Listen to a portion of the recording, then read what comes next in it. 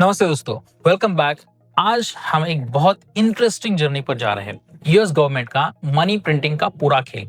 ये कैसे शुरू हुआ, कैसे गोल्ड स्टॉक्स और अब बिटकॉइन तक पहुंचा और कैसे ये 1934 से लेके आज 2025 तक हर असेट्स को हिला दे रहा है। चलिए शुरू करते हैं।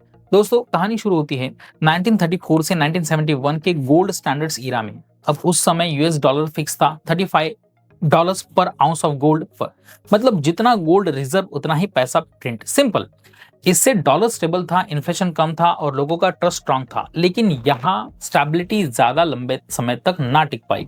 फिर आया 1971 जब यूएस ने डॉलर का गोल्ड से रिश्ता तोड़ दिया। अब सरकार को पैसा प्रिंट करने के लिए किसी गोल्ड बैकिंग की जरूरत नहीं थी। ये से शुरू हुआ असली गेम, अनलिमिटेड प्रिंटिंग। डॉलर्स अब सिर्फ कागज था, पूरी तरह से ट्रस्ट पे चलने वाला। इसके बाद जब भी इकोनॉमी मुश्किल में आई, यूएस ने एक तरीका अपनाया जिसे कहते हैं क्वांटिटेटिव ईजिंग, शॉर्ट में क्यूई। अब क्यूई होता क्या है बॉस?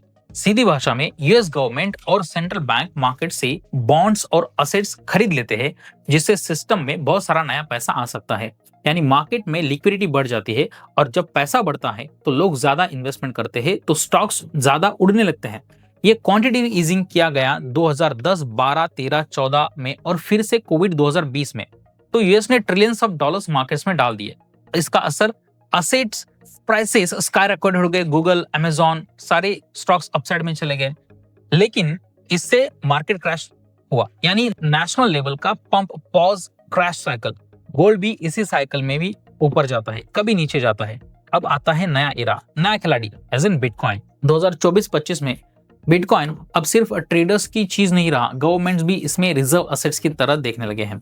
यूएस का डेफिसिट आज 1.78 ट्रिलियन डॉलर्स के आसपास घूम रहा है। मतलब सरकार जितना कमा रही है उससे कई ज्यादा खर्च, डेट सीलिंग बार बार बढ़ानी पड़ती है। इसी बीच एक बड़ा फैसला हुआ। यूएस बिटकॉइन को एक स्ट्रेटेजिक रिजर्व असेट के रूप में रखने की तैयारी कर रहा है। जैसे गोल्ड को रखा जाता था वैसे ही बिटकॉइन भी नेशनल लेवल पे होल्ड किया जाएगा। लेकिन यहाँ एक बड़ा ट्विस्ट है। यूएसडीटी यानी यूएसडी टेथर, ये स्टेबल कॉइन डॉलर बैक्ड है। लेकिन डॉलर तो अनलिमिटेड प्रिंट हो सकता है।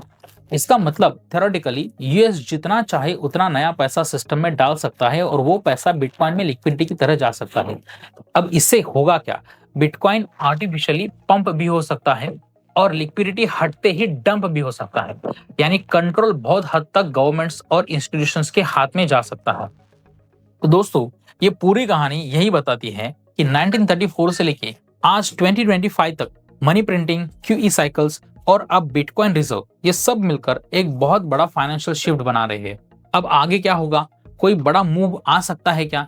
नया प्रिंटिंग का साइकिल हो? आपको क्या लगता है? ट्रम्प का बिटकॉइन का प्लान जो है बड़ा गेम चेंजर होगा या फ्यूचर में एक ट्रैप बन सकता है? कमेंट्स करके आप नीचे बता सकते हो। वीडियो पसंद आए तो लाइक कर देना, शेयर कर देना और सब्सक्राइब भी जरूर कर देना। मिलते हैं नेक्स्ट वीडियो में। Thank you very much for your time. Have a nice day. जय शिवराय।